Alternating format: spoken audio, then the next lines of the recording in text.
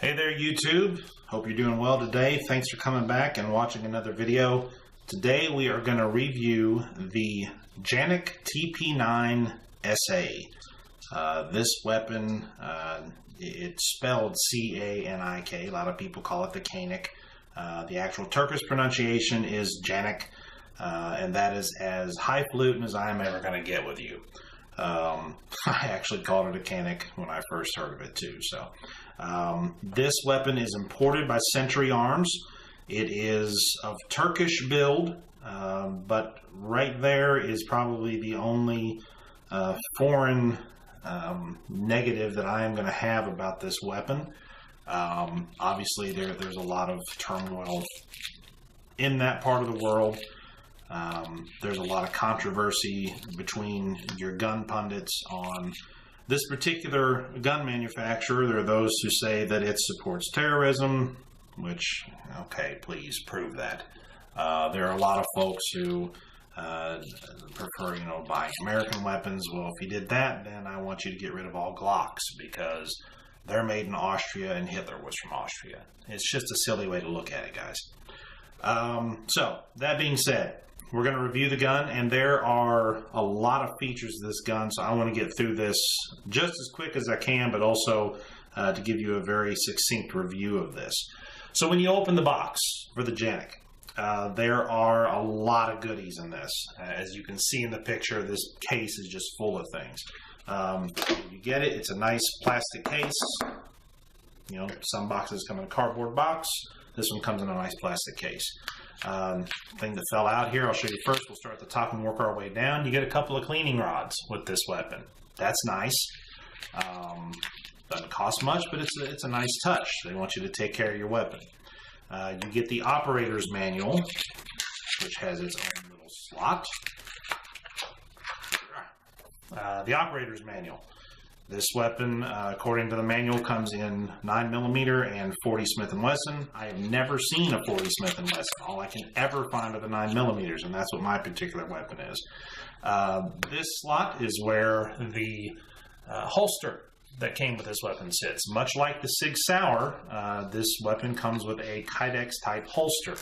Now, I didn't put this back in the case because it's put together and I'd have to take it apart again to get it to fit, but it is a paddle style holster, and much like the Sig Sauer holsters, not the greatest, but not the worst. I will say, wearing this holster, it tends to dig a little bit. It's got some sharp edges on it, so I've got to work on softening those up a little bit. It will dig into your side if you're like me and you got a little extra fluff. One interesting feature I found about this holster that I've not seen on the SIG is that it is a retention holster, Serpa style.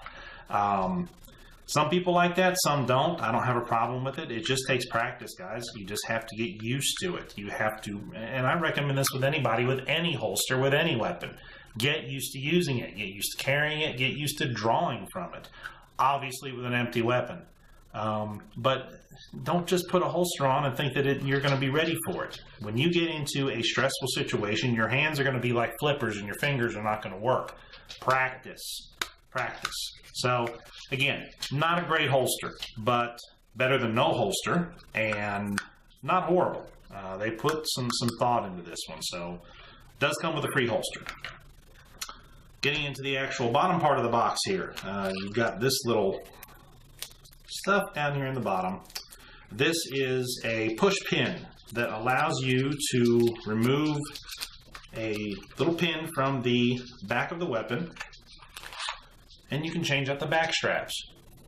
Comes with replaceable, interchangeable back straps. Something I have never seen in a budget weapon before. That's a nice option. Comes with 2 magazines, one in the weapon, one extra. And these guys are very well built magazines, built by Metgar. Metgar makes some very awesome magazines. Very, very solid, very durable, great springs. They'll last a long, long time. And these are 18 round magazines. 18 rounds, guys, of 9mm. So that's awesome. Now to the weapon. So, This is the Canik TP9SA. SA standing for single action, and let me explain to you that feature first.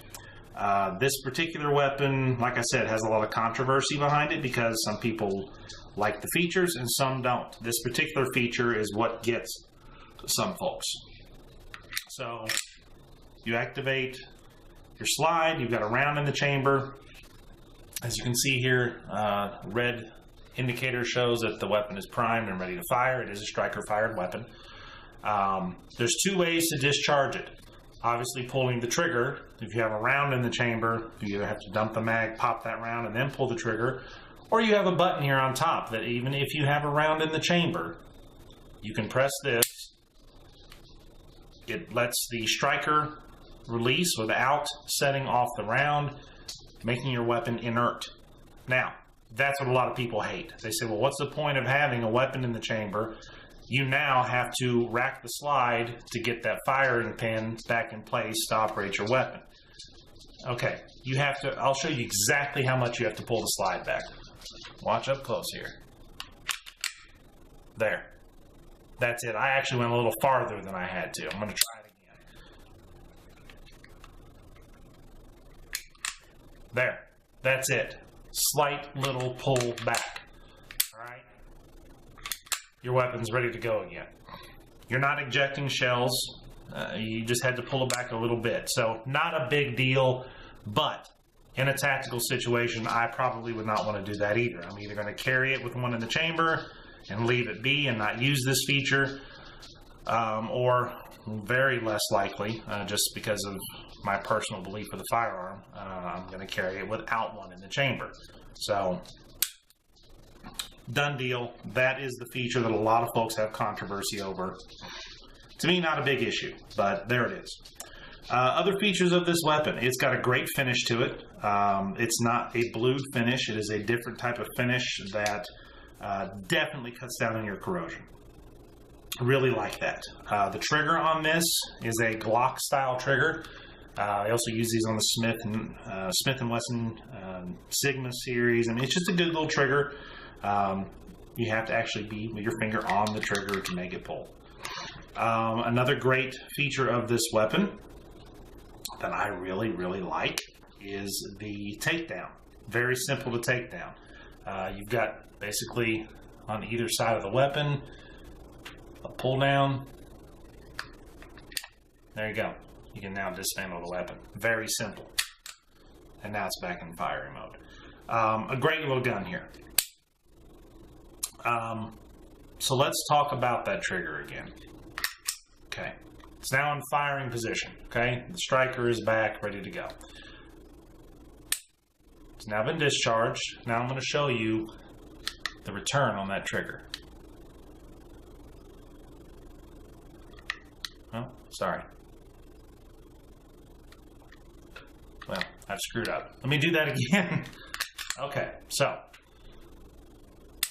Alright. Now I've recocked it. Now I can show you. That was dumb of me. Alright, here we go. That's it. That's the return. I mean, I don't know how far that is. Maybe a couple centimeters. Very short return on that trigger. So you can definitely rapid fire this weapon if you need to. It is going to put a lot of lead down range. So good solid weapon there. Also has the tactical rail for those of you that like to put lights or lasers on your weapon. Comes with the gun. You've got white dot sights. They are fixed sights, of course, but 2 dots on the back, 1 on the front. I believe there is an option for this weapon where you can have fiber optic sights on the front. And there's a lot of options for replacing these sights. I mean, pretty much anything aftermarket you can get to go. So that is a rundown of the positives of this weapon. That are the rundown. Lord have mercy.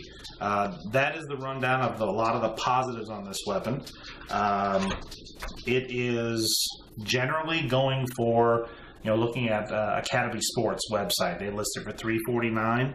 I know Buds a lot of times gets these for about $319. I've even seen them go on special for around $299.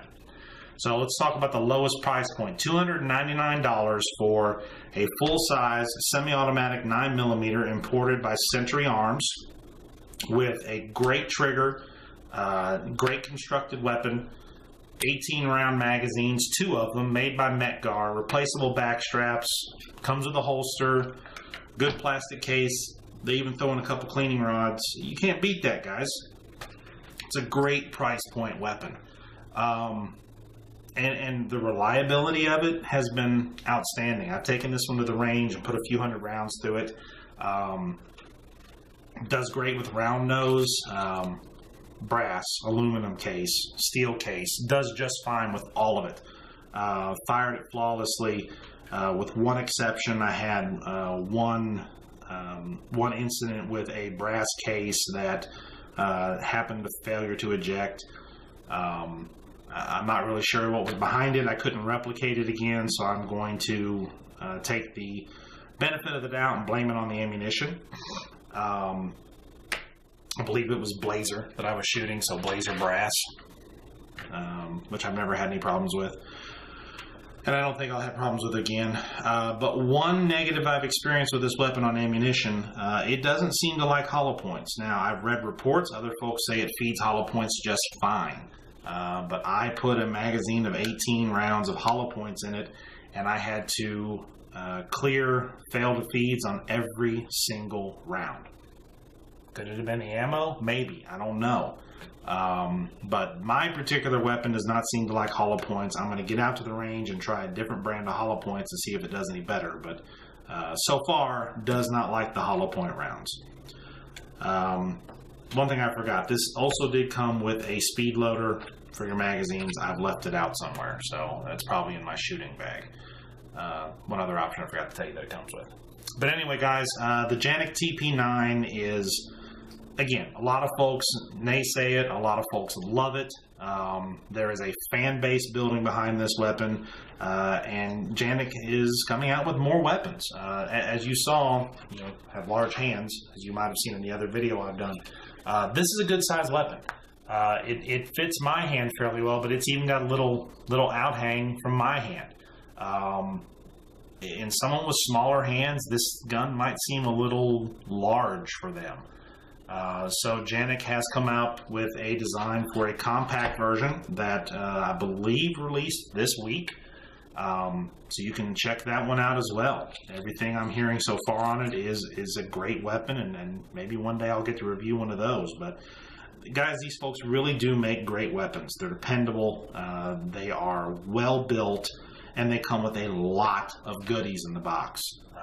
You're not going to find for $300 to $350 this much gun, this much quality gun at any price. So I definitely recommend the Canik TP9. It's a great gun. I look forward to hearing from you guys on your opinions of the weapon.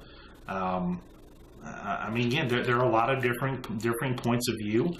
To my knowledge, every bit of research I've done, the owners of Canik and the folks that work there are not terrorists, just because they happen to live in Turkey. But your mileage may vary. You're entitled to your own opinions. It's the great thing about America.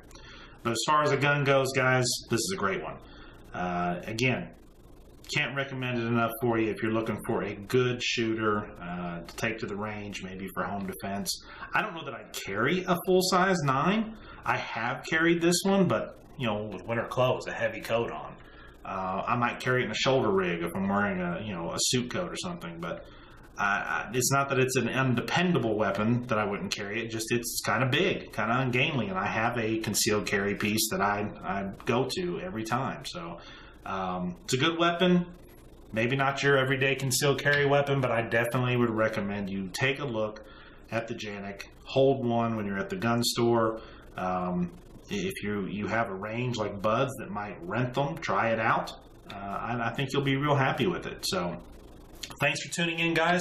Look forward to hearing from you. Leave your thoughts and comments below, or email us at commonsensegunreviews@yahoo.com. Thanks, guys.